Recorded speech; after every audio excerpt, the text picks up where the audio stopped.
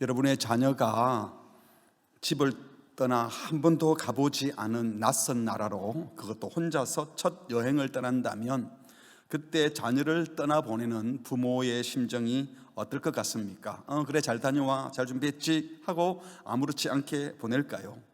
오늘 함께 읽은 말씀 신명기는 모세 자신은 임정을 앞두고 하나님의 뜻에 따라 자기는 가나안 땅에 못 들어갑니다. 요단강만 건너면 가나안 땅인데 지금 이스라엘 백성들을 자기들끼리 요단강을 건너 가나안 땅으로 들어가게 해야 되는 겁니다. 그 들어가게 될 출애굽 2세대와 그 자녀들에게 주신 말씀이 신명기 말씀입니다. 그런데 출애굽 2세대 이스라엘이 들어가게 될 약속의 땅 가나안은 어떤 곳일까요? 우리는 흔히 가나안을 젖과 꿀이 흐르는 땅, 그러니까 이집트를 탈출했고 광야에 40년 고생했으니까 이제는 가나안에 들어가기만 하면, 요단강만 건너가면 탄탄대로가 열리고 마치 천국이 이루어질 것처럼 착각을 합니다. 여러분, 그렇지 않습니다. 그곳은 하나님이 예비해 두신 천국의 땅이 아닙니다. 그곳에는 하나님을 전혀 모르는 이방인들이 살고 있습니다. 거짓과 탐욕, 음란과 부정, 폭력과 우상숭배가 난무해서 하나님께서 더 이상 심판을 미룰 수 없을 만큼 죄악이 관영한, 죄가 차고 넘치는 세속의 가치로 찌들어 있는 곳이 바로 지금 이스라엘 사람들이 들어가야 될 가나안 땅이라는 겁니다. 그런데 지금 자녀들을 데리고 가나안에 들어가는 그 부모 세대도 사실은 그 부모 세대는 이미 다 광야에서 죽었어요. 지금 가나안 땅에 들어갈 부모와 그 자녀 세대들은요, 출애굽 당시에 유월절 어린 양의 피를 발랐을 때 죽음의 천사가 유월 넘어가서 아무도 죽지 않는, 그러나 다른 집엔 다 곡소리가 나는 그 놀라운 기적을 듣기만 했습니다. 본 적이 없고, 홍해를 가르는 기적, 반석에서 물이 나는 기적, 시내산에서 율법을 받을 때 하나님께서 구름과 번개 사이에 강림하셔서 이스라엘 백성과 언약을 맺을 때 없었습니다. 있었다 하더라도 미성년자들이었습니다. 지금 자기들이 매일 먹고 있는 만나는 처음 먹을 때는 기적의 떡이었지만 지금 이 가나안 땅에 들어갈 사람들은 늘 먹던 일상의 양식일 뿐이었습니다. 그리고 그들이 본 게 뭡니까? 민수기를 읽어보시면요, 출애굽 이후에 이스라엘 백성들의 광야 방황기가 민수기인데, 민수기 내용의 핵심 단어를 한마디로 말하면 불평불만입니다. 부모들이 계속 불평하는 거예요. 광야에서 왜 이렇게 고생시킵니까? 먹을 게 별로 없습니다. 이런 불평하는 부모를 봤어요. 그리고 자기들이 전에 듣기로 그 불평 때문에, 그 불순종 때문에 출애굽했던 사람들 가운데, 성인 가운데 들어갈 사람은 두 사람밖에 없습니다. 여호수아와 갈렙. 나머지는 다 광야에서 죽게 되었다는 겁니다. 이걸 아는 이 모세의 심정, 지금 가나안 땅에 들어가면 하나님을 예배하는 것을 아무도 가르쳐주지 않습니다.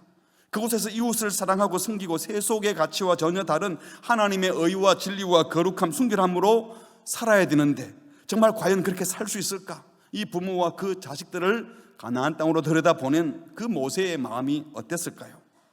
초행길 첫 여행 떠나는 자녀에게 이것저것 알려주고 당부하는 것 이상으로 모세는 지금 아비의 심정으로, 목자의 심정으로 어떻게 해서든 이 조상들이 광야에서 죽었던 것처럼 죽으면 안 되는데 가나안 땅에 들어가서 이 자녀 세대들이 하나님의 말씀대로 살아야 하는데 이 간절한 마음을 가지고 하는 말씀들이 바로 신명기입니다.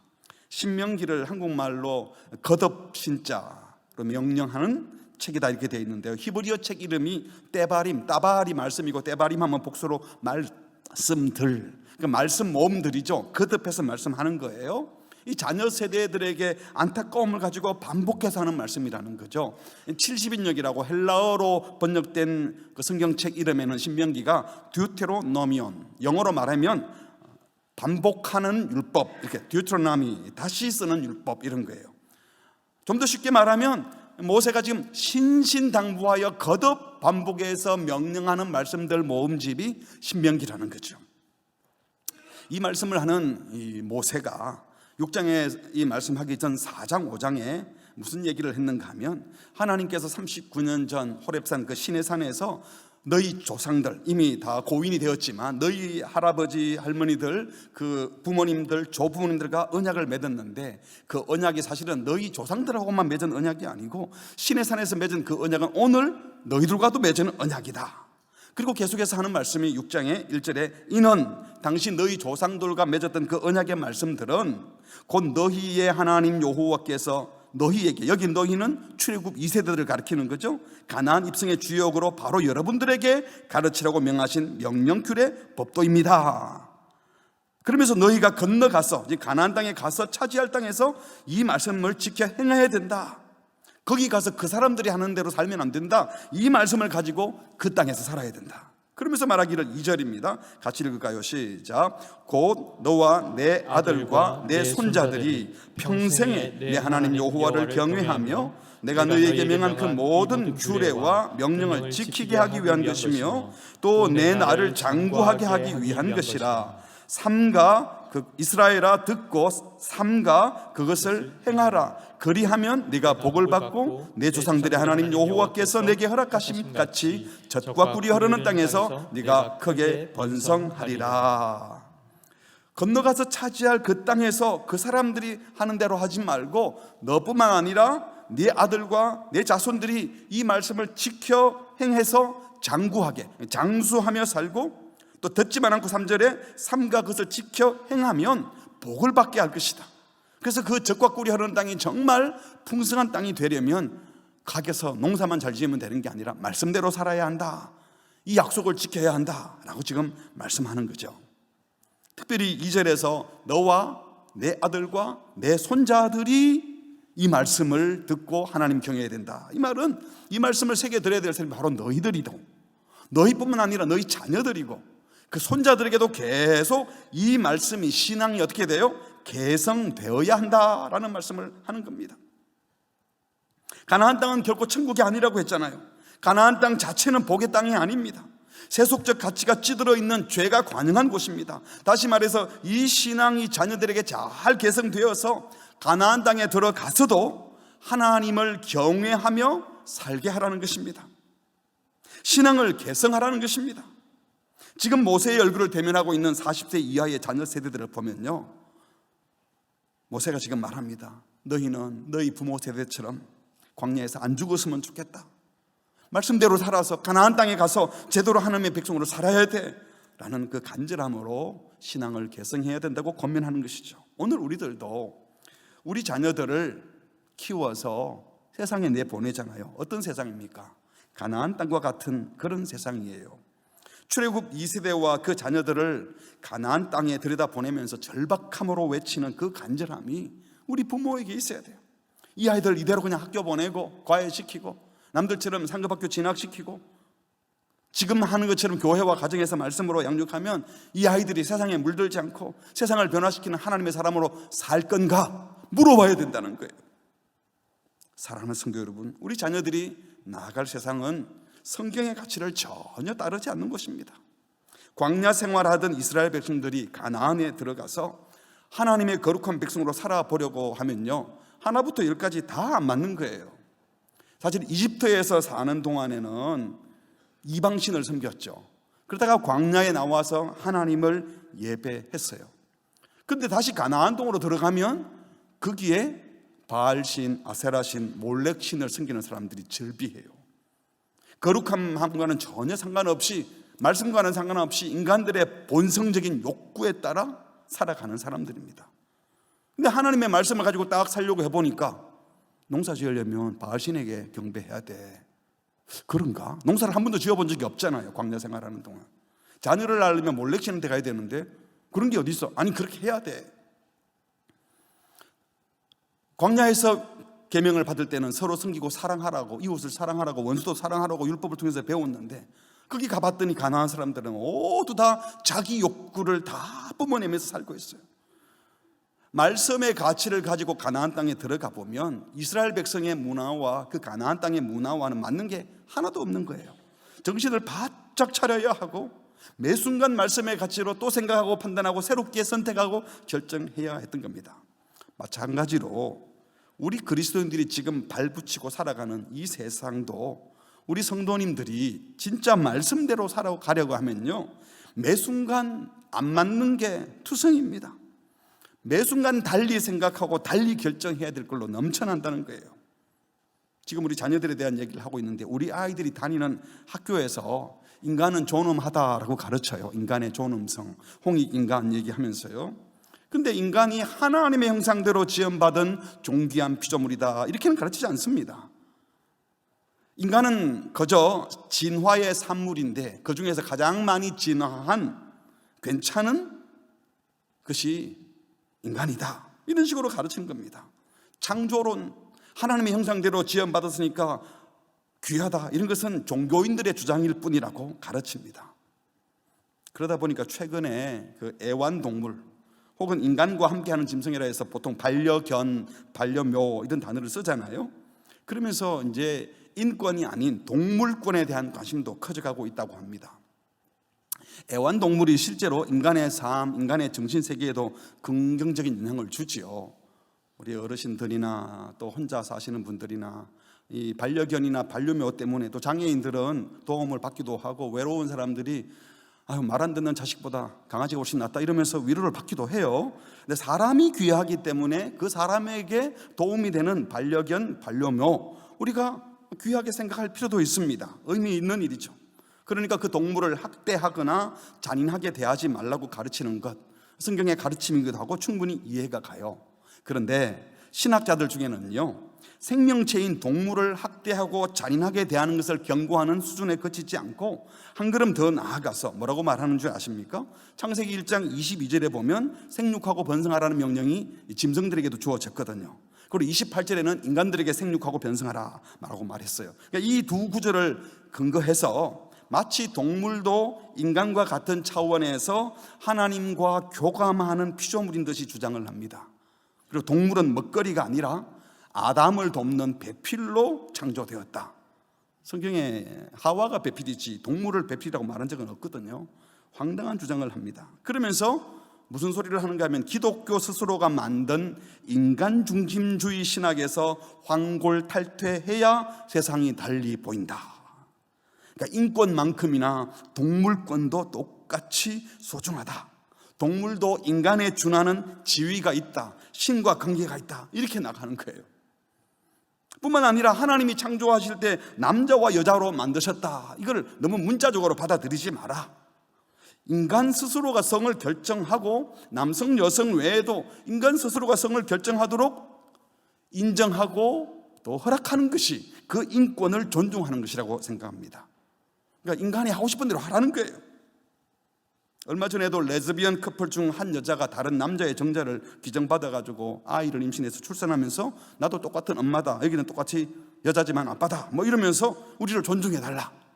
그리고 이런 사람을 우리가 존중해주고 아무런 스스럼 없이 받아들이는 사람이 차별 없는 세상을 만드는 사람들이고, 또 그런 사람들이 깨어있는 사람의 자세라고 만드는 분위기가 지금 이 세상의 분위기예요. 이게 다 어디서 나온 겁니까? 인간의 욕구와 인간이 하고 싶은 대로 다 해주는 게 인권이라고 착각을 하는 거죠. 그러다 보니 남자와 여자가 결혼해서 가정을 이루고 자녀를 출산하고 자녀를 양육하는 아주 기본적인 이 창조 명령을 무시하거나 거부합니다. 젊은이들 사이에 결혼, 출산, 양육을 두려워하거나 포기하는 가장 큰 이유가 뭡니까? 비용이 너무 많이 들어서. 돈이 든다는 거예요. 결혼하면 또 내 삶이 없어진다, 매인다는 거예요. 이게 다 죄된 욕구, 죄된 가기 감정 다 존중해 주다 보니까 창조 질서로 주신 이 결혼과 출산과 양육 자체도 마치 귀찮은 일인 것처럼 생각한다는 겁니다. 근데 이런 상황에 국가가 보니까 큰일 났거든요. 우리나라 큰일 났거든요, 지금 저출산으로. 그러니까 이 사람들이 창조 질서가 그러니까 그러면 안 된다, 이런 게 아니고 이러다가는 일할 사람이 없어진다. 소위 이 경제활동 인구가 현격하게 줄어들어서 세상 안 돌아간다는 겁니다. 군대 갈 사람도 없어지고 공장에서 일할 사람도 없어지면 파탄이 온다. 이걸 염려하면서 내놓는 대책이 대부분 뭡니까? 돈 주겠다는 거예요. 재정 지원을 약속하죠. 그래서 자녀 출산하면, 결혼하면 돈 줄 테니까 아이 집에서 안 길러도 나라가 대신 이렇게 다 돌봐줄 테니까 많이 나와라, 이렇게 얘기하는 겁니다. 이 삶의 기준도 없고 목적도 없고 창조 질서도 모르니까, 뭐가 진짜 복된 삶인지 모르니까 자녀를 출산하고 양육하는 그 힘들지만 주님이 주시는 그 큰 기쁨을 마치 귀찮은 일로 같이 생각을 하는 거예요. 모든 것을 돈 문제로, 경제 문제로 해결하라는 겁니다. 예를 하나 든 겁니다. 세상은 지금 이런 식으로 정신줄을 놓고 돌아가고 있어요. 그렇다면 이런 세상에 살아갈 우리 자녀들을 부모인 우리가 그냥 그들이 생각하는 대로, 또 자녀들이 느끼는 대로 그냥 살게 하면 되겠습니까? 뭘 어떻게 가르쳐야 되겠어요? 그저 이런 세상에 정해둔 교육 과정을 따라서 학교 보내고 거기서 다른 아이들보다 좀 더 똑똑해져서 더 열심히 공부해서 실력 쌓아서 그 세상에서 왕따 당하지 않고 그 세상에서 이기게 하는 것이 자녀 교육의 목표입니까? 그래서 그리스도인들마저 똑같이 비교 경쟁하는 자리에 집어넣어서 그 아이들이 주님을 닮아가게 하는 것보다도 세상에서 당당한 아이, 세상에서 지지 않고 이기는 아이, 그게 복받은 일이고 그게 성공했다고 하면서 그렇게 키우려고 하면 똑같이 함께 망하는 것입니다. 목표를 잘 세워야 합니다. 그렇지 않으면 열심히 교육하고 불행해지는 거예요. 사실 부모 세대들이 그런 식으로 지금까지 살아와서 정말 행복하고 감사하고 기뻐하고 있습니까? 그게 아닌 걸 자기들이 알면서도 또 자녀들에게는 그 늪으로, 그 경쟁의 늪으로 집어넣으면 되겠냐는 겁니다. 오늘 4절에 보니까 그래서 뭘 말합니까? 이스라엘아 들어라. 자녀들에게 제일 먼저 가르쳐야 될 것은 우리 하나님 여호와는 오직 유일한 여호와이시니 너는 마음을 다하고 지정의를 포함하여 인간의 모든 정신, 내면의 모든 것을 다하고 뜻을 다하고 영혼, 생명, 호흡을 다해서 힘을 다하여 육체적인 정신적 활동력 모든 것을 다 동원해서, 한마디로 전격을 동원해서 내 하나님 여호와를 사랑하라. 우리가 자녀를 성경적 가치로 양육한다는 건요, 단순히 세상보다 좀 더 고상한 윤리 기준을 갖는 게 아닙니다. 최고의 성경적 가치라면 바로 하나님을 부인하는 시대에 하나님은 분명히 살아 계시고 유일한 참 하나님이라는 것을 인정하는 것입니다. 여러분은 하나님이 살아계신 우리의 참 하나님이심을 믿습니까? 온통 자기 욕심, 이기심을 쫓아가는 세상에서 우리가 두려워할 하나님이 계시고 그분이 우리의 창조주시고 그분이 우리를 죄에서 건져놓은 구원자이시고 우리 삶을 인도하시는 인도자임을 알면 그분을 사랑하고 그분과 교제하고 그분을 예배하는 삶을 살게 될 겁니다. 이게 모든 삶의 기초가 돼야 돼요. 그래서 우리 아이들이 어린 시절부터 이 하나님을 느끼고 경험하고 만나도록 해야 되는 겁니다. 사랑하는 성도 여러분, 하나님만이 창조주시고 우리는 하나님의 피조물입니다. 하나님만이 주권자이시고 내 가정과 우리 나라와 우리 교회 모든 역사를 주관하시는 분 하나님이신 줄 믿습니다. 세상 권력자에게 돈에 있는 것이 아니라는 겁니다. 당시 사람들은 이 원초적인 두려움을 내쫓기 위해서 큰일 나면 어떻게 따나, 필요에 따라 아까 말씀드린 것처럼 농사 지을 때는 바알 아세라 신, 자녀날 때는 몰렉 신, 전쟁할 때는 무슨 신 하고 그때마다 다른 신을 불러들여요. 소위 다신론자들이었죠. 이 불안을 해결하다가 신을 찾는 거죠. 또 자연을 신으로 숭배합니다. 어디에 신이 있을지 몰라, 그래서 함부로 자연을 대하면 안 돼 하고 범신론이 또 보편적이었습니다. 이런 시대에 지금 성경은 다신론도 범신론도 아닌 오직 여호와 하나님만이 유일한 하나님이라고 선포하는 것은 엄청난 용기 있는 외침이요 놀라운 외침입니다. 주님 말씀이 그겁니다. 여호와보다 더 센 신의 노여움을 받으면 어떡하나 이런 걱정하지 마라. 내가 하나님이다. 나를 믿어라 라고 말씀하십니다. 간혹 주변에 보면요, 무슨 소원을, 간절한 소원을 때 하나님, 부처님, 공자님의 이름으로 기도합니다. 나무 아비타불 관세음보살 아멘. 이건 신을 모독하는 행위이지만요, 사실 그런 식으로 하는 이유가 뭐예요? 불안해. 하나님 노여하면 어떻게? 하나님도 불러주고, 공자가 노여하면 공자도 불러주고, 부처도, 그러면 부를 신이 한두 개입니까? 여러분은 하나님만이 참신이시요 오직 하나님만이 온 우주와 시간의 창조주시고 섭리자이시고 주권자이심을 믿습니까? 하나님 외에 그 어떤 것도 두려워할 대상이 없음을 믿으시기 바랍니다. 그렇다면 그분만 경배하고 그분만 예배해야 되는 것입니다. 그래서 성경은요, 그걸 가르치기 전에 6절에 보니까 오늘 내가 네게 명하는 이 말씀을 너는 마음에 새기고 내가 너한테 명하는 이 말씀들은 바로 신명기의 모든 말씀과 율법의 말씀들을 너는 하니 너가 누구께 7절 이하의 부모가 자녀에게 양육하라고 말씀하거든요. 그러니까 부모들에게 하는 얘기예요. 부모된 우리가 이 말씀을 먼저 마음에 새겨서 내 마음에 믿고 확정한 후에 가르치라는 거예요. 내가 사랑하지 않는 것을 아이 보고 사랑하라 그럴 수 없고요. 내가 좋아하지 않는 것을 좋아하라 할 수 없어요. 내가 싫어하는 것, 지키지도 않는 것을 보고 애들 보고 지키라고 할 수 없는 거예요. 그래서 부모가 먼저 그 하나님의 말씀을 마음에 새기고 부모가 누리고 즐기고 지키면서 아이들 보고도 그렇게 하라고 해야 된다는 거예요. 하나님만이 참 하나님이시고 우리의 창조주고 구원자시라면 당연히 그 하나님을 사랑하고 하나님과 교제하는 것이 당연하죠. 그래서 그 하나님을 찬양하고 그 하나님께 예배 드리는 것이 기본 중에 기본이 되는 겁니다. 성경적 가치로 자녀를 키운다. 핵심은 예배자로 키우는 거예요. 그러니까 우리가 먼저 예배를 즐거워해야 돼요. 아이들을 양육하면서 너 예배 안 오면 다음에 저녁 없어. 예배 안 오면 용돈 없어. 애들이 협박하는 거죠. 예배를 그렇게 협박하듯이. 그리고 또 약속을 했는데 어기면 한 대 때리고 안 맞으려고 예배 드리고 그러면 되겠습니까? 주일학교에서도 마찬가지예요.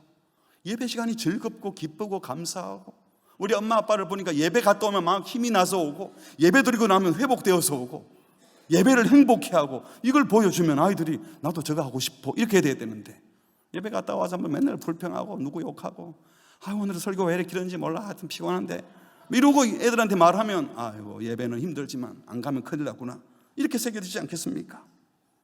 주님을 만나는 복을 우리가 먼저 누리고 주님과 교제하고 예배하는 기쁨을 먼저 누리면서 주님을 증거하고 하나님을 소개하는 부모들 되시기를 주의 이름으로 축복합니다. 두 번째로 중요한 것은요, 자녀들에게 말씀을 가르친다, 신앙으로 양육한다. 이건 단순히 성경 이야기 많이 들려주고 성경 구절 외우게 하고 암송 많이 하게 하는 것이 아니에요. 우리 오한에서 말씀을 가르치고 암송하고 이거 중요해요. 그런데 결국 그렇게 하는 목적이 뭡니까? 기억 많이 하면 훌륭한 신자가 되는 겁니까? 아니에요. 실제로 우리가 삶을 살아갈 때는 성경이 일일이 다 말 안 해주지 않거든요. 성경은 원리를 말했고 모든 삶에서 내가 선택하고 내가 결정해야 돼요. 그래서 생각하고 결정하고 선택할 수 있도록 가르치는 것이 성경을 가르치는 겁니다. 7절에 네 자녀에게 부지런히 가르치는데 어떤 식으로 가르치라고 했어요? 집에 앉았을 때든지 길을 갈 때든지, 그러니까 가정에서 음식을 장만하고 식사하고 청소하고 서로 대화할 때, 교제할 때, 또 길을 갈 때, 이동 중에, 여행 중에, 차를 타고 다니면서, 누워 있을 때, 일어날 때, 밤이나 낮이나 언제나 매 순간 무슨 일을 하더라도 뭐라 그랬죠? 이 말씀을 강론할 것이며, 이 말을 또 오해하면 누워 있는 아이에게 설교하고 일어날 때 또 설교하고 삶의 모든 순간에 또 설교하고 지겨워 또 설교, 이렇게 하라는 것이 아니죠. 삶의 매 순간마다 하나님은 이때 어떻게 하기를 원할 것 같아, 네가 알고 있는 말씀으로는 이 상황이 어떻게 하는 게 주님의 뜻인 것 같아. 그래서 말씀의 기준을 가지고 말씀의 가치를 가지고 스스로 생각하고 선택하고 결정할 수 있는 아이로 키우라는 거예요. 9절에 내 집 문설주와 바깥 문에 기록하라. 실제로 이스라엘에 가면 지금도 이스라엘 집 대문 앞에, 호텔에도 그 문 앞에요, 경갑이 이렇게 있어요. 그 안에 신명기 6장 말씀이 써져서 안에 통에 들어가 있다 그래요. 그걸 들어가고 나오면서 보는 거죠. 문 열고 들어갈 때도 그 말씀을 보고, 문 닫고 나오니까 또 보면서 우리는 하나님을 사랑하는 자이고 말씀을 지켜 행하는 자이다. 이걸 계속 반복시키는 겁니다. 그러니까 하나님의 말씀만이 우리 가정을 주관하게 하라, 이런 뜻이죠. 그러니까 앉고 서고 잠자리에 들고 침상에서 일어나고 집에 있을 때든지 길을 갈 때든지 늘 말씀을 듣고 문을 열고 들어가고 문을 닫고 나올 때 늘 그 말씀을 듣고 움직일 때마다 눈으로 보고 판단하고 손으로 행동하는, 결정하는 모든 기준이 뭐가 되라고요? 말씀이 되게 하라. 모든 삶의 순간마다 성경적 가치로 생각하고 성경적 가치로 결정하고 행동할 수 있도록 가르치라는 겁니다. 그러니까 결국 말씀을 가르치는 것은 참된 가치를 심어주는 거예요. 그래서 참된 말씀의 가치가 딱 심겨져 있으면 그 말씀의 가치에 따라 값을 지불하고 행동하고 결정하고 생각한다는 거예요. 그래서 율법의 항목, 율법 코드를 기억해서 문자적으로 성경을 지키라고 하는 말씀이 아니죠. 성경은 우리 삶의 모두를 관여하지만 모든 삶의 순간마다 적용할 수 있도록 다 나와 있는 게 아니에요. 그 말씀의 원리를 가지고 결국은 그 말씀의 가치를 가지고 내가 선택하고 생각하고 행동하고 결정해야 돼요. 우리가 뭔가를 결정하고 행동할 때는 대부분 그것이 가치 있다고 여기기 때문이에요. 그럼 돈을 어디다 씁니까? 어디다 써요? 가치 있는 곳에, 값어치를 하는 곳에 돈을 쓰잖아요. 그래서 가성비 그걸 따지잖아요. 가격과 성능을 비교해서 제일 좋은 거. 어떤 분들은 오디오 사는데 막 몇백만 원, 심지어 몇천만 원도 투자하는 분이 있어요. 그게 너무 가치 있다고 본인은 생각하는 거죠. 어떤 사람은 집은 새빵 사는데 차에 막 투자하는 분이 있기도 하고요. 어떤 사람들은 디자인에 돈을 많이 씁니다. 왜냐하면 이 디자인이 너무 중요하다고 생각하니까. 실제로 옛날에는 그냥 물건만 사면 될 줄 알았지만 이제는 디자인이 안 돼 있으면 아예 사람들이 사지도 않으니까 이 디자인을 신경 쓰는 거, 가치 있다고 생각해서 그래요. 옛날에 어른들은 땅을 사거나 물건을 사고 현금을 갖고 있어야 돈이라고 생각했어요. 그런데 성경은 그렇게 말하지 않고 오히려 사람에게 투자하는 겁니다. 이번에도 푸른나무 교실을 하면서 푸른나무 교실에 오는 선생님들을 돕고 섬기고 우리 사역자들이 자기 사역을 잘할 수 있도록 생활비를 드리는 게, 이게 사람에게 투자하는 게 결국은 우리 자녀들에게 투자하는 것이죠. 우리는 실제로 가치 있다고 여기는 것에 마음을 쓰는데, 여러분 스스로 한번 생각해 보세요. 내가 화를 내는 지점이 어디입니까? 언제 화를 내죠? 속상해서 얼굴이 울그락불그락 할 때가 언제입니까? 그게 여러분이 중요하게 여기는 가치 때문이죠. 그걸 잃었다, 손해봤다 이렇게 생각하니까. 결정적으로 돈은 어디 있습니까? 내가 기뻐하고 마음이 편안해진다 하는 지점이 어디입니까? 통장에 돈이 확 들어왔을 때입니까? 아니면 싸움이 해결돼서 화평이 찾아왔을 때입니까? 말씀의 은혜를 받았을 때입니까? 정의가 시행됐을 때입니까? 자기가 가치 있다고 생각하는 곳에서 마음이 편안해지고 행복해지는 거예요. 예를 들면 이런 거죠. 굉장히 늘 정의로운 말만 하고 정의로운 삶을 추구한다고 했는데 결정적인 순간에 보니까 자기한테 조금만 정의롭지 않게 해도, 남한테는 피해 안 돼, 조금만 살짝 정의롭지 않게 해도 물질적인 엄청난 이익이 온다. 그럴 때 마음이 흔들려서 그 정의를 무시하고 물질을 얻는 쪽을 툭했다면 그 사람의 가치는 정의에 있는 게 아니고 어디 있는 거예요? 돈에 있는 거예요. 늘 정직을 얘기하는 사람이에요. 정직. 근데 정직하게 말하면 자기 자존심이 좀 상할 일이 생겼어요. 무시받을 것 같아. 정직을 늘 말해왔지만 이 자존심 지키고 무시받지 않으려고 남에게 피해 주는 건 아닌데 하고 살짝 거짓말을 했다. 그러면 그분에게는 정직이 최고의 가치가 아니고 내 자존심, 내 명예가 더 중요한 거죠. 하나님의 거룩함보다. 그래서 어떤 신학자는 당신이 욕망하는 것이 바로 당신이다, 이런 말도 했어요. 내가 욕망하는 것, 내가 구하는 것, 내가 원하는 그게 바로 너다. 여러분, 그런데 지금 이 세상 인간들에게는 이 가치를 매기는 기준이 다 비뚤어지고 타락했습니다. 가나안 땅이 그렇고 우리가 살아가는 세상도 그렇습니다. 다시 말해서 가치 척도 기준이 완전히 왜곡되었습니다. 그래서 여러분, 우리가 생각하는 정말 가치 있는 삶을 사는 사람들은 돈도 많이 벌고 높은 명예를 얻고 많은 사람에게 칭찬을 듣고 인정을 받나요? 이 세상이? 이 세상에서 높은 자리에 있고 부자가 된 사람들은 다 정말 중요한 가치를 따라 산 사람들입니까? 그렇지 않잖아요. 그렇지 않은 경우가 훨씬 더 많습니다, 세상은. 그래서 우리가 먼저 하나님께서 가치 있다고 여기는 것을 돈으로 환산하지 말고, 하나님이 가치 있다고 여기는 것을 사람들이 뭐라고 평가하는지 생각하지 말고 소위 가치 혁명이 일어나야 되는 겁니다.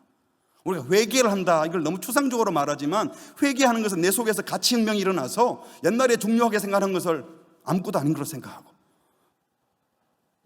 옛날에 그냥 우습게 생각했는데 이게 너무 귀하구나 해서 이 가치가 전도되는 것, 이것이 회개한 거고 이게 신자의 삶인 것입니다. 그리고 우리도 그런 가치를 따라 살면서 우리 자녀들에게 우리 아빠 엄마는 참 저런 데 돈을 써, 참 신기해, 저런 식으로 살고 다 퍼주면 뭐 먹고 살지, 어떻게 살려고 주르시지, 그런데 엄마 아빠가 행복해 해요. 저기 행복이 있나 보다. 이걸 자녀들이 느끼게 해야 되지 않겠어요? 아빠가 밖에 나가가지고는 맨날 정직, 정의, 헌신, 긍휼, 자비 얘기하는데 늘 돈으로 막 어떻게 하고 막 자기 건 못 챙겨서 안달나 있어 하는 것을 보여주면 그 아이가 뭘 생각하겠습니까? 그래서 우리는요, 아이들을 죄인된 우리 부모가 가진 기준, 우리의 삐뚤어진 가치로 가르치면 안 되는 겁니다. 간혹 보면 저보다도 10년, 20년 된 어르신들이 저와 대화를 해봐도 가치를 매기는 게 달라요. 그리고 또 그런 부모님들 자녀들을 보면 답답해 죽겠어요. 왜 저딴 데 돈을 쓰나? 저런 식으로 시간을 쓰나? 근데 우리 기준으로 함부로 말하면 안 되는 거죠. 요즘 젊은이들이 그럼 모아서 집을 사고 그래야지. 그거 가지고 여행 다 써버리고. 여러분은 그렇게 생각할지 모르지만 자녀들 입장에서는 그게 너무 소중한 거예요. 그게 자산이라고 생각하니까. 왜 내 기준으로 함부로 가치를 매겨가지고 이렇게 살아 저렇게 살아. 그게 진리도 아닌데 그러면 안 되는 것 아닙니까? 그러니까 부모가 가진 기준으로 말하면 안 되는 거예요. 그렇다고 해서 또 아이들이 가진 기준으로 네 마음대로 알아서 해라. 이것도 안 돼요. 아이들은 다 죄인이에요. 세상이 원하는 데 해서도 안 되는 겁니다. 어떻게 해야 됩니까? 에베소 6장 4절에 보니까 같이 할까요? 시작. 또 아비들아 너희 자녀를 노엽게 하지 말고 오직 주의 교훈과 훈계로 양육하라. 이 말을 오해하면 애들이 원하는 대로 해주라 이런 뜻이 아니에요. 여전히 죄된 본능을 가진 아이들의 욕구대로 다 해주면 아이들 말아먹습니다. 큰일 납니다. 망칩니다. 그러지 말고 오직 주의 교훈과 훈계로 양육하라. 이 말은 내 감정과 분노로 가르치다가 아이에게 분노를 심어주지 말고, 아이들로 노엽게 하지 말고, 인본주의적인 교훈으로 가르치지 말고, 세상 가치로 가르치지 말고, 아이들이 원하는 대로 해주지 말고 주님의 말씀으로, 주님의 가치로, 복음의 가치로 가르치라는 겁니다. 여러분, 아이들도 죄인이어가지고요, 말초적인 기쁨, 때리고 부수고 하는 폭력성이 다 죄인들에게 있어요. 음란하고 세욕적인 것들에 더 자극을 받는 게 우리 어린 아이들도 그렇습니다. 부모들이 자기들 편하려고 통제력 없는 아기들에게 스마트폰 영상물 틀어주고 절제력 없는 아이들 혼자 그냥 유튜브 마음껏 보게 하고, 그거 잘하는 것 아닙니다. 그렇다고 삐뚤어진 부모의 욕심대로 공부해야지 이건 기본이지 하면서 또 성경의 기준이 아닌 것으로 아이들을 몰아세워서도 안 되는 겁니다. 주의 교훈과 훈계로 양육하라는 것은 그러면 어떻게 하는 것일까요? 자녀 교육의 목표 자체를 자녀들, 죄인들의 그 자아실현으로 목표 삼으면 안 됩니다. 아이들이 죄된 인간들이 나 이거 하고 싶어, 이게 내 자아실현이야. 근데 그게 자아실현이 아니라 죄의 종이 될 수도 있잖아요. 오히려 아이들로 하여금 너도 죄인이다, 하나님 앞에서는 용서받아야 될 죄인이고, 하나님은 우리에게 끝없는 사랑과 조건 없는 은혜를 베푸시는 분이다, 예수님의 은혜를 받아 용서함을 받고 구원을 받아야 된다, 대속의 은혜와 구원의 사랑을 가르쳐야 됩니다. 그리고 난 다음 예수님을 닮아가는 제자 되는 것에 교육의 목표를 둬야 하는 거예요. 디모데후서 3장이 그 얘기를 하는 거 아닙니까? 어려서부터 성경을 알았나니, 성경의 기능이 뭐라고요? 너희 너로 하여금 그리스도 예수 안에 있는 믿음으로 말미암아 어디에 이르는 지혜? 구원에 이르는 지혜가 있게 하는 게 성경의 기능이에요. 예수 보혈의 피로 죄 사함의恩寵을 입고 구원받아야 함을 가르치라는 겁니다. 한 번은 예수님이 자기 아이들을 축복해 주면 좋겠다, 예수님이 좀 우리 아이들 만져주면 좋겠다, 안수해 달라는 것 같아요. 아기들을 데리고 엄마 아빠가 예수님께 오니까 제자들이 막 붙였어요. 어디 오냐고. 애들은 오지 말라고. 그러는데 예수님께서 아이들이 내 앞에 오는 것 금하지 말아라 라고 하시면서 누가복음 18장 16절 그 어린 아이들을 불러 가까이 하시고 이르시되 어린 아이들이 내게 오는 것 용납하라, 금하지 말라, 하나님 나라가 이런 자의 것이다 하면서 어른뿐만 아니라 아이들도 똑같은 하나님 나라 백성임을 말씀하신 거죠. 지난주에는 남자뿐만 아니라 여자도 똑같은 하나님의 형상 소중한 존재라고 했다면, 오늘은 아이들도 어른과 똑같은 하나님의 형상을 지음받은 소중한 존재라는 겁니다. 이 말이 아이들은 다 천국 간다 그 소리가 아니에요. 17절 같이 읽겠습니다. 시작. 내가 진실로 너희에게 이르노니 누구든지 하나님의 나라를 어린아이와 같이 받아들이지 않는 자는 결단코 거기 들어가지 못하리라. 하나님 나라에 누가 들어가나? 어린아이와 같이 받아들이는 사람이 들어간다, 이렇게 말씀하셨어요. 우리 아이들 까불고 장난치고 대들고 욕심내기도 하지만 엄마가 없다는 걸 알고 나면 그때부터 울음보가 터집니다.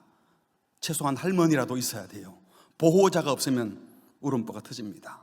어린아이와 같이 하나님 나라를 받든다, 이 말은 부모나 보호자가 없으면 아무것도 못해서 막 할 것처럼 하다가도 보호자가 없으면 안 되는데요 라고 하는, 신앙적으로 말하면 하나님 외에는 의지할 데가 없어서 주님의 은혜가 아니면 나는 존재 자체가 불가능하다라는 사실을 본능적으로 인정하는 그런 사람들에게 구원의 은혜가 임한다는 거예요. 그러니까 어린 자녀들 소중하지만 그들도 똑같이 하나님의 대속의 은혜가 절실히 필요한 죄인이라는 사실을 아이들에게 가르쳐줘야 됩니다. 우리가 알잖아요. 아이들 가만히 두면 하나님 예배하고 부모님께 순종하고 옆에 동생하고 나눠 먹고 늘 배려하고 양보하고 그런 아이로 자라든가요? 뭐 놀라듯이 안 되잖아요. 가만두면 늘 싸우고 대들고 욕심 따라 살아갑니다. 탐욕적입니다. 똑같습니다.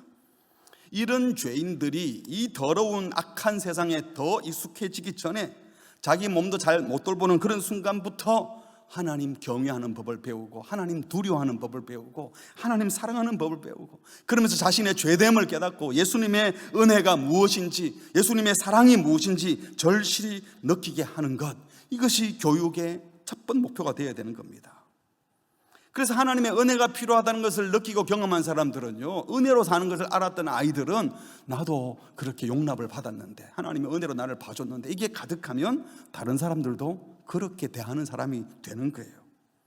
그래서 16절에 보면요, 모든 성경은 하나님의 감동으로 된 것으로 교훈, 책망, 바르게 함, 의로 교육하여 유익하는데 이 성경이 주신 두 번째 목적은 하나님의 사람으로 뭐라 그랬죠? 온전하게 하는 것이다. 구원받고 난 다음에 구원받은 은혜의 질서로 더 온전한 주님의 제자가 되게 하는 것, 이게 두 번째 교육의 목적이라면, 성경이 주어진 목적이라면, 세 번째는 그 다음에 모든 선한 일을 행할 능력, 기능을 갖추는 거죠. 그런데 보통 우리는 어디다가 포인트를 둡니까? 능력 있는 사람 돼야 된다고, 기능을 잘 감당하는 사람, 실력 있는 사람, 여기에만 자꾸 목표를 두니까 문제가 생기는 거예요. 구원의 은혜를 알고 온전한 주님의 제자가 되면서 그것을 가장 중요하게 추구하면서 그때 얻는 능력은 어떤 능력이겠습니까? 자기 몸 건사하고 자기만 잘 살리는 게 아니라 공동체를 세우고 함께 몸된 교회를 이루고 이웃들을 돌보고 하나님을 더 잘 예배하는 상황을, 환경을 만드는 일에 능력을 사용하게 되지 않겠습니까? 그러니까 우리 교육의 목표는 죄인된 아이들이 자기 꿈 이루게 하는 것이 아니라 그들이 하나님의 꿈이 무엇인지 알고 그 꿈을 쫓아갈 수 있도록, 자아실현이 아니라 자기의 죄인됨을 깨닫고 구원의 은혜를 받게 해야 하는 겁니다. 그리고 구원의 주님 예수님을 온전히 닮은 제자가 되는 것이 교육의 목표가 되면 그 다음에는 기능도 능력도 하나님께서 필요한 사람들에게 부어주셔서 감당하게 하실 줄 믿습니다. 그렇다면 주님 닮은 온전한 제자는 어떤 사람들입니까? 위로 하나님과 부모를 경외하고 순종하고 사랑합니다. 옆으로 이웃을 사랑합니다. 왜? 내가 하나님의 은혜를 입은 경험이 있기 때문에 다른 이웃들도 그렇게 섬겨야 될 줄 알게 되고, 이 자연을 보면서 하나님이 창조하신 피조세계, 하나님의 숨결이 깃든 이 피조세계에도 하나님의 임재가 임하기를 바라면서 잘 가꾸을 겁니다. 왜냐하면 그 환경이 다음 세대 우리 자녀들의 환경이 될 테니까. 그리고 이런 은혜를 입은 사람들은 자기만 잘 되기를 꿈꾸지 않아요. 나만을 위해 살지 않고 함께 행복한 공동체를 생각합니다. 늘 이웃을 돌보고 어떻게 하면 함께 행복할까? 내가 조금 불편하더라도 함께 행복한 길이 뭔가? 이런 사람을 우리는 좋은 성품의 사람, 예수님의 제자라고 하는 것입니다. 지금 거짓이 지배하고 세상의 힘이 지배하는 이 세상에 들어가면 우리도 모르게 진리를 쫓아 살기보다 거짓되더라도 힘 있는 사람이 되려는 유혹을 받게 됩니다. 과감히 세상 가치를 거부하고 하나님과 부모님과 이웃을 사랑하고 자연을 돌보며 자기만이 아니라 공동체를 사랑할 줄 아는 자녀로 키워내는, 아니 그 전에 우리가 먼저 그런 사람이 되는 복을 주시기를 바랍니다. 말씀을 맺겠습니다. 두 가지로 정리합니다. 자녀들을 세상으로 보내는 우리 부모님 여러분, 먼저 출애굽 2세를 가나안에 들여보냈던 그 모세의 간절함을 우리 부모님들에게로 주시기를 바랍니다. 자녀 세대에게 신앙이 꼭 개성되어야 되는데, 이 광야에서 죽은 부모들처럼 하면 안 되는데, 조상들처럼 하면 안 되는데, 이들이 하나님의 말씀대로 살아야 되는데 신앙이 전수되어야 된다는 그 간절함을 우리 모두에게 주시기를 주님의 이름으로 축복합니다. 두 번째로, 사람은 가치 있다고 여기는 것에 시간과 돈을 드린다고 했잖아요. 우리 부모된 여러분들은, 우리 어르신들은 뭘 가치 있다고 여기고 있습니까? 그게 말씀 가치를 따르고 있나요? 아이들을 야단칠 때 왜 그딴 데 돈을 써? 왜 그런 식으로 일을 해? 왜 그런 걸 꿈을 꿔? 할 때 그 기준이 뭡니까? 바라기는 우리 자녀들이 세상 가치에 물들지 않게 하기 전에 부모인 우리들이 이미 물든 것은 없는지, 세속을 사랑하고 있지는 않은지 성경적 가치로 우리 자체를 수정하고 고치고 난 다음 우리 자녀들도 말씀의 가치로 바로 생각하고 결정하고 행동할 수 있도록 영적 실력자를 키우기를 바랍니다. 요한일서 2장 15절부터 17절 우리 같이 읽겠습니다. 시작.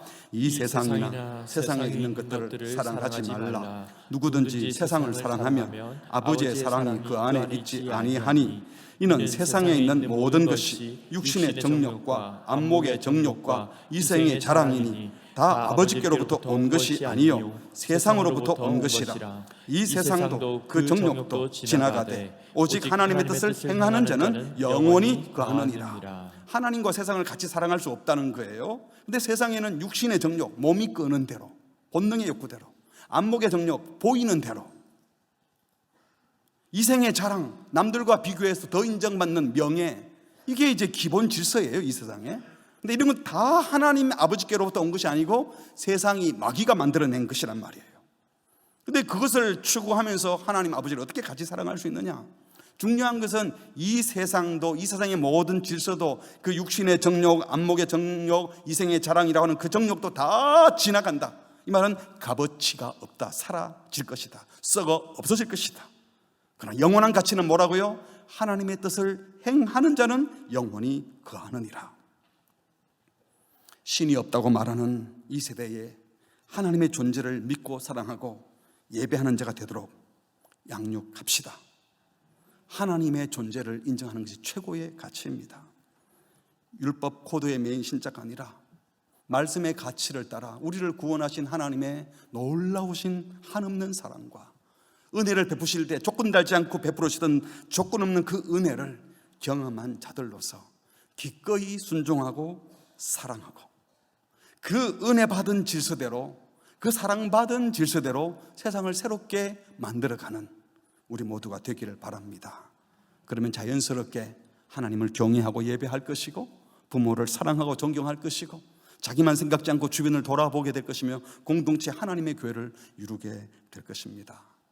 우리는 세상에서 사람들이 정해둔 그 룰에서 이기려고, 세상에서 이기려고 하는 자들이 아니라 그 잘못된 세상의 가치에 도전하여 세상을 이겨낼 하나님의 자녀들입니다. 우리 자녀들 함부로 대하지 마시고 소중히 여기면서 이 세상에 하나님 나라 일궈내는 자녀로 꿈꾸고 바라보고 양육하는 우리 모두가 되시기를 주님의 이름으로 축복합니다. 아멘. 우리 함께 찬양하겠습니다. 예수 그리스도 측량 못할 사랑, 셀 수 없는 은혜, 예수 그리스도 변치 않는 사랑, 조건 없는 은혜, 복음의 핵심 가치이죠. 이것을 발견한 사람들이 예배할 것이고 이웃을 사랑할 것이고 공동체를 세울 겁니다. 예수님이 어떤 분인지 고백하면서 하나님 이것이 세대에서 세대에게 전수되게 하여 주시옵소서. 간절한 소원을 담아 함께 고백하겠습니다. 예수 그리스도, 예수 그리스도 측량 못할 사랑, 매일매일 노래하기 원하네.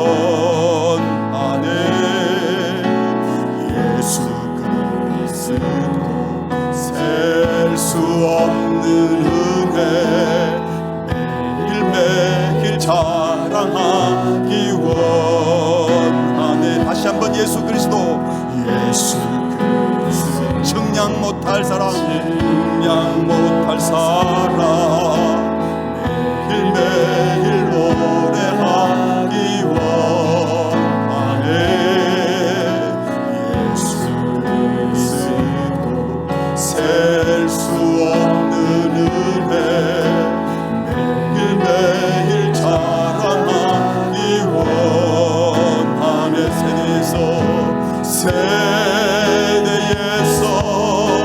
세대에게 전하리라.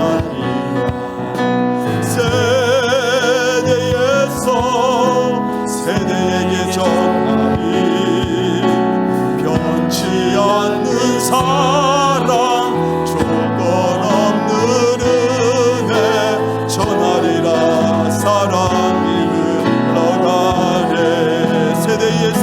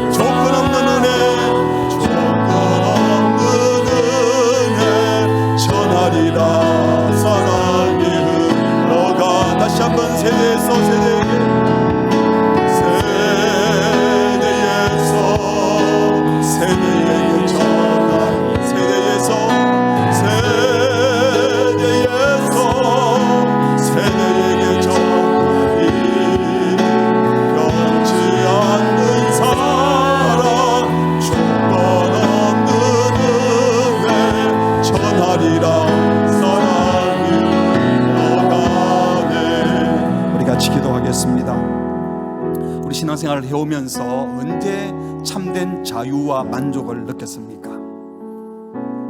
돈이 안 벌어졌는데 기도했더니 돈 벌어졌을 때 정말 자유하고 만족했어요? 병 들었는데 병이 낫고 나니까 그 자유와 만족이 얼마나 지속되었습니까? 우리에게 참된 자유와 만족, 참된 복은 하나님께서 끊임없이 은혜를 베푸신다, 조건 없이 은혜를 베푸신다는 이 사실을 깨달았을 때 아니었습니까? 우리를 끊임없이 사랑하신다는 사실을 확인했을 때 우리가 행복하지 않았습니까? 어떤 환경 속에서도 우리가 받은 구원의 은혜, 조건 없는 은혜, 변치 않는 사랑, 청량할 수 없는 그 사랑을 알고 나면, 우리 자녀들이 그걸 알고 나면 삶의 목표가 달라지지 않겠습니까? 이 시간 기도할 때 주님, 나도 모르게 세속의 가치를 따라, 가나안의 가치를 따라 살려고 했던 우리를 용서하시고, 말씀의 가치, 성경적 가치를 따라 정말 주님이 귀히 여기는 것 나도 귀히 여기고, 주님이 가치 있다고 하는 나도 가치를 매겨서 정말 가치 있는 일에 우리의 시간과 물질과 우리의 삶을 드릴 수 있도록 주여 은혜를 주시옵소서. 이런 말씀 전하면 우리 애들은 다 컸는데요, 입이 다 커버렸는데요, 괜찮아요. 어릴 때만 교육하는 게 아니고 20대, 30대에도 주님은 회복시키시고, 우리 교회는 60대, 70대에도 세례받고 구원의 간증합니다. 하나님이 일하시면 아무도 늦지 않았습니다. 어쩌면 내 자녀는 좀 삐뚤어졌을지도 모르지만 그 다음 세대로도 달라져야 되잖아요. 계속해서 우리의 그 간절한 열망이 있어야 됩니다. 주님, 거룩한 갈망을 주시옵소서. 은혜와 사랑이 흘러가기를 원하는 가나안의 질서를 따르지 아니하고 하나님 나라의 질서를 따르는 복음의 가치를 따라 살아가는 그 은혜를 우리에게 허락하여 주시옵소서. 다 함께 합심해서 기도하시겠습니다. 주님의 은혜를